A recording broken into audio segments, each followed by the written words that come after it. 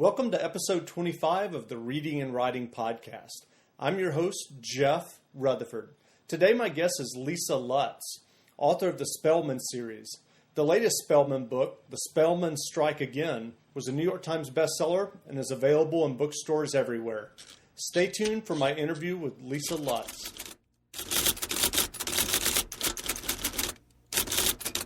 This is Lee Child, and I'm listening to the Reading and Writing Podcast. So welcome back to the Reading and Writing Podcast. Today my guest is Lisa Lutz, author of the new book, The Spellman Strike Again, the fourth book featuring Isabel Spellman, a private investigator and a member of the PI family, the Spellmans. I'm curious, Lisa, if you could describe the Spellman Strike Again and possibly describe Isabel for someone who may not have read one of your books before. Sure. Well, Isabel comes from a family of private investigators. I think of her as a recovering delinquent. Both of her parents have been PIs for years. She started working for the family business when she was 12. She has an older brother, David, who's the only Spellman to escape the family business, and he's a lawyer, and a much younger sister, Ray, who has embraced their work wholeheartely. Great. And the Spellman Strike Again, can you give us a brief description? Yeah, I can try.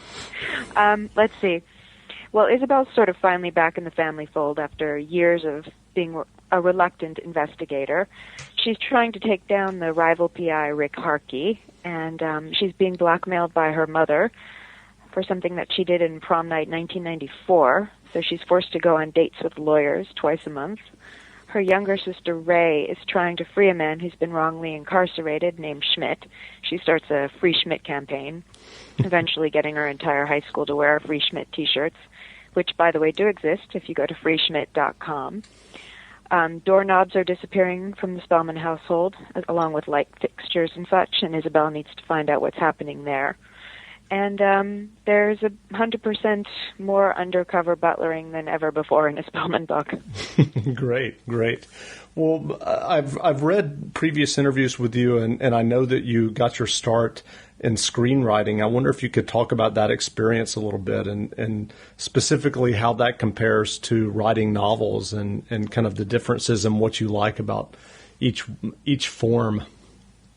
Sure. Well, I think that everyone, because we watch so many films, everyone sort of understands the language of film, and far more people would say that they could tackle a screenplay than they could a novel. And it was my natural reaction. Like, I liked writing, but I just didn't think that I could write a novel. So I started writing screenplays when I was about 21. And eventually I wrote one that got some attention called Plan B, which was a mob farce. And I basically rewrote that same script over and over again, maybe 25 drafts or more, over 10 years. And eventually it was made into a film, which was bad, but to illustrate how bad, when I screened it for my mother, she was done and she said, "Wow, that was annoying." Not exactly the response you want to hear from your mom. No, you think that was the one person who might like it. So, at that point, I kind of knew I didn't have a screenwriting career, and so I wasn't even thinking about the difference between screenplays and novels.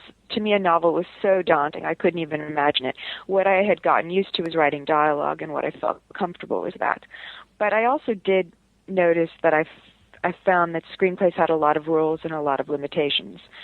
I mean, you really can't get too into someone's interior life. You can't describe situations as completely as you would in a novel. And they feel like a blueprint to a house rather than the house.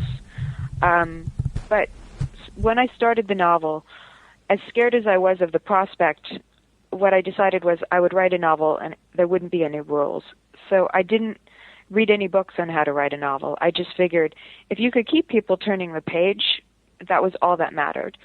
So I used transcripts and I used footnotes, and later I have, appendix in my books. And if I could draw, I'd probably have pictures, but unfortunately I can't.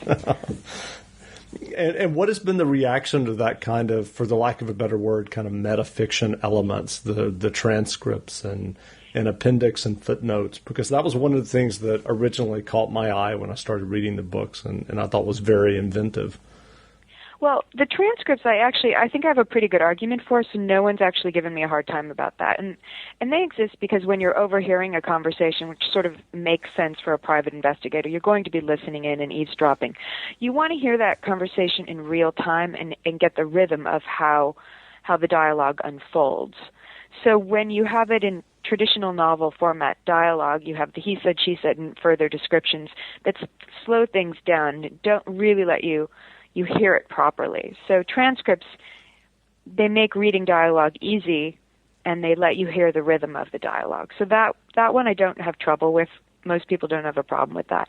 I do tend to, on occasion, get emails from people who hate the footnotes, and they're very rude. But my footnotes are easy. If they make you that angry, you don't have to read them. And I'm curious, do you think that's a reaction from, for the lack of a better word, a traditional mystery reader who is kind of expecting certain forms of the genre and it's kind of surprising to them?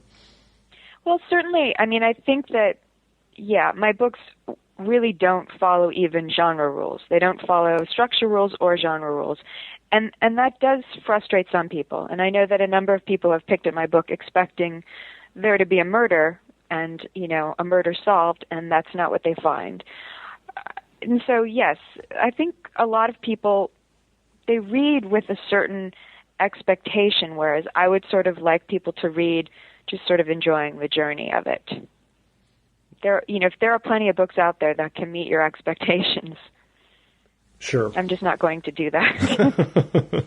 Sure. So what kind of things were you reading when you kind of, for the lack of a better word, abandoned or left behind your screenwriting career and started working on the first Spellman book? I'm curious what you were reading at the time, or if anything you felt influenced you, or as you said earlier, if you were just trying to write something to keep the pages turning.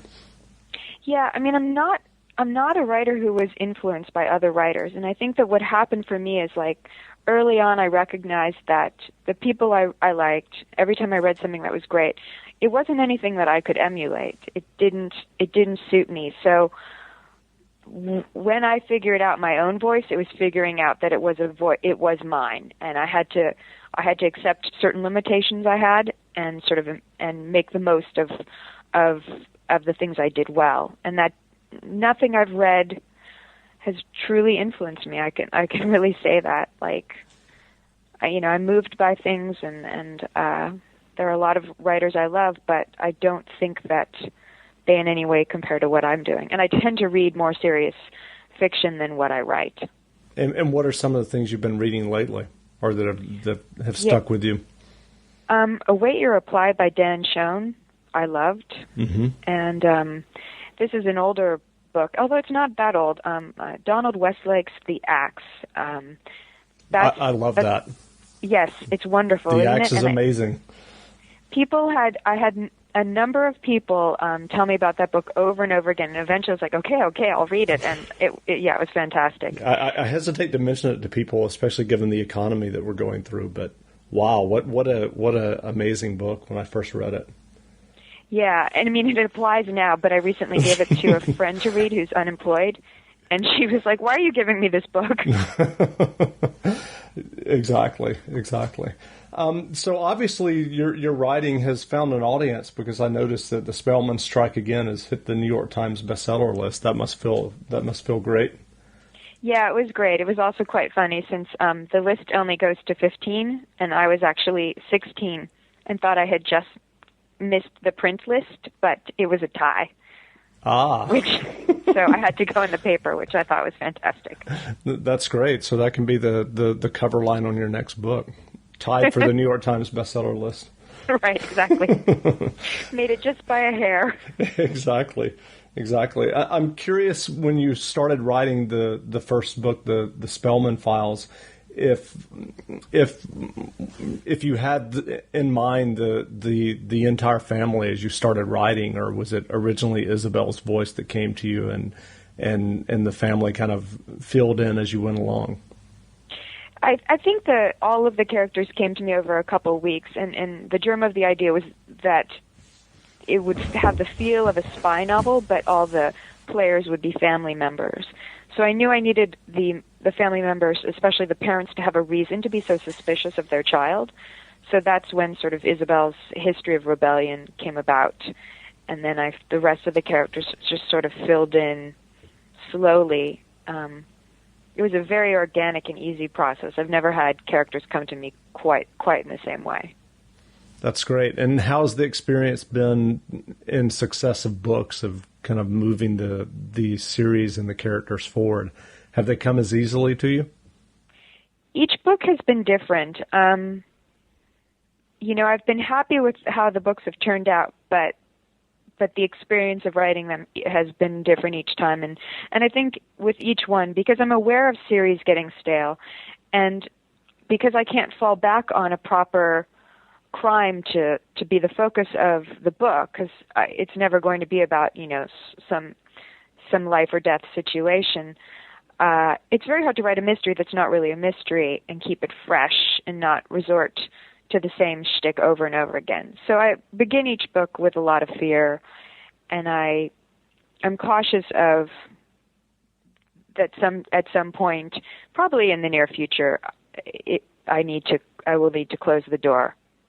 Not yet, despite what people think, but they won't go. I won't be spelling the alphabet in Spellman books.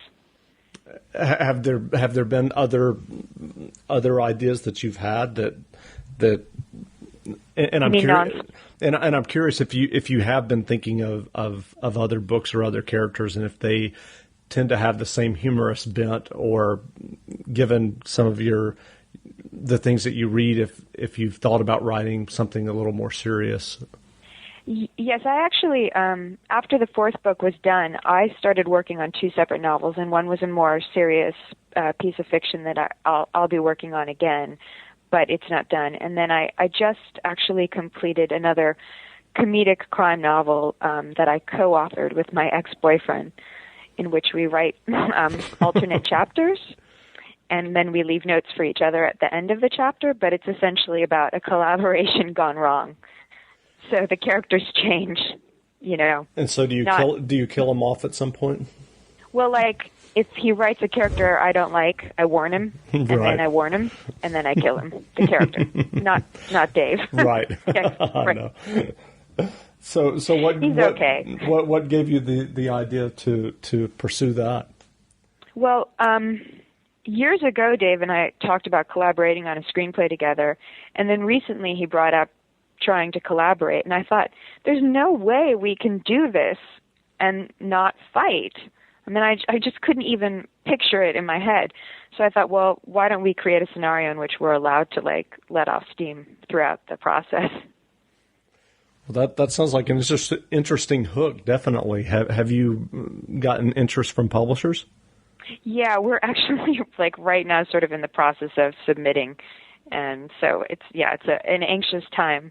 Interesting. Well, good luck with that. Thank you. Obviously, you've had quite a success in writing your own books and really finding your own unique voice. As you said earlier, there's not always murders, and your books don't follow genre forms.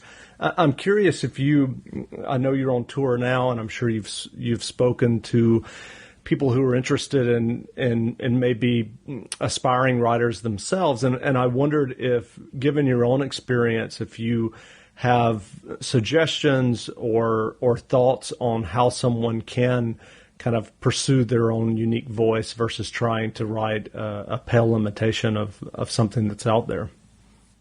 I think the key is to sort of figure out what you do well.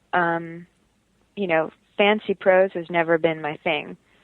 And so I had to learn how to describe things in a casual dialogue type way, because that was the only thing I could really do.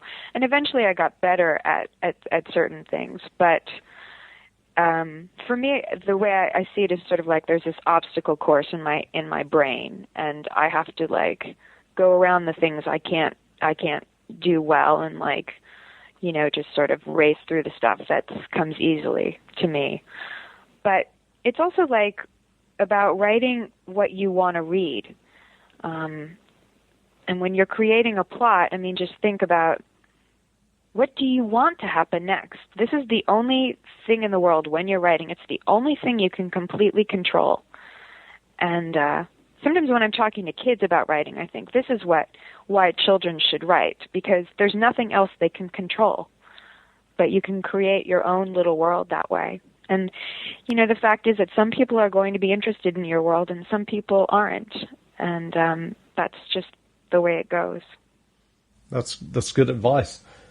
So I'm curious. You mentioned earlier the collaboration with the ex-boyfriend. Do you have you started working on another Isabel Spellman book at this point?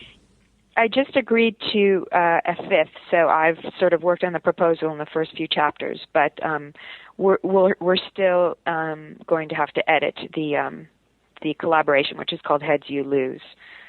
So I probably will finish that first. Great.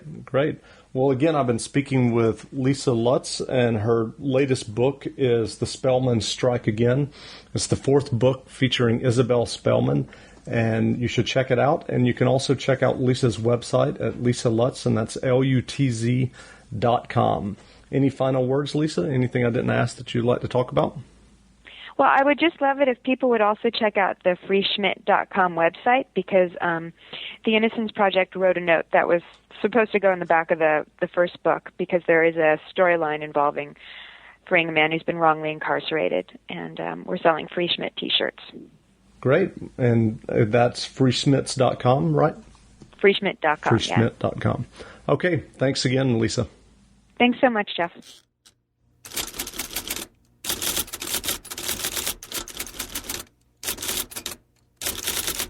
This is David Morrell, and when I'm not working on my latest thriller, I'm listening to the Reading and Writing Podcast. Thanks for listening to my latest interview. If you like what you heard, I would really appreciate a review of the podcast in iTunes. It's really simple. All you have to do is go to the iTunes store, and it takes a minute or two to leave a quick review of the podcast. And that way more people can find the podcast, because the more reviews and ratings a podcast has in the iTunes store, the more they feature it and the more prominently they feature it. So hope you enjoyed the interview. Until next time, read some good books and support your local independent bookstore, and I'll be back soon with another interview with a writer that you enjoy reading.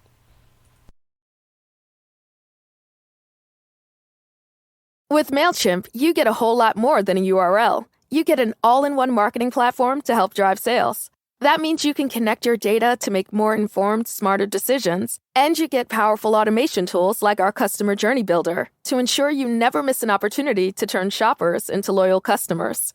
So if you're ready to integrate your marketing and boost sales, get started today at MailChimp.com/smartmarketing. MailChimp, built for growing businesses. Okay, so if you're like me and still doing your back-to-school shopping, one word: Kohl's. Right now, they have the best deals on the brands my kids love. I got my son Converse sneakers for $60, 25% off Vans tees for my daughter, and 25% off Nike gear for both of them. Oh, but the best part? I got an extra 20% off and Kohl's Cash, too. So I may just have to go back and get a little something for myself.